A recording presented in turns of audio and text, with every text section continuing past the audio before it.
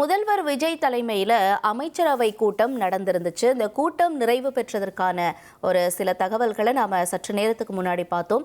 இதில் வேற என்னென்ன விஷயங்கள் இந்த அமைச்சரவை கூட்டத்தில் பேசப்பட்டது அப்படிங்கிறதுலாம் பார்க்குறோம். அதாவது முறைகேடுகளில் ஈடுபடக்கூடாது, முறைகேடுகளில் யாராச்சும் ஈடுபட்டாங்க அப்படின்னா அவங்க மேலே கடுமையான நடவடிக்கை எடுக்கணும், ஊழல் முறைகேடுகள் அறவே இருக்கக்கூடாதுன்னு சொல்லி இந்த அமைச்சரவை கூட்டத்தில் முதல்வர் விஜய் எச்சரிக்கையை கொடுத்திருக்கிறத நம்ம பார்க்குறோம்.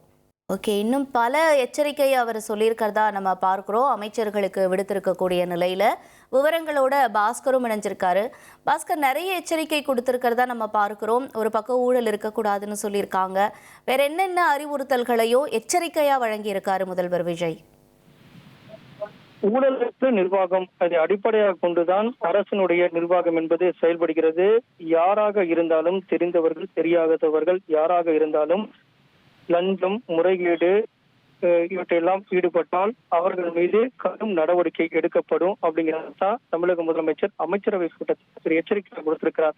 இதன் காரணமாக அமைச்சராக இருந்தாலும் முறைகேடுகளில் ஈடுபட்டாலோ, லஞ்சம் விட்டாலோ, இது போன்ற ஏதாவது நடவடிக்கையில் ஈடுபட்டாலோ உடனடியாக நடவடிக்கை எடுக்கப்படும், அவருடைய பதவி பறிக்கப்படும் அப்படிங்கிற அடிப்படையில் மறைமுக எச்சரிக்கை என்பது தமிழக முதலமைச்சரால் விடுக்கப்பட்டிருக்கிறது.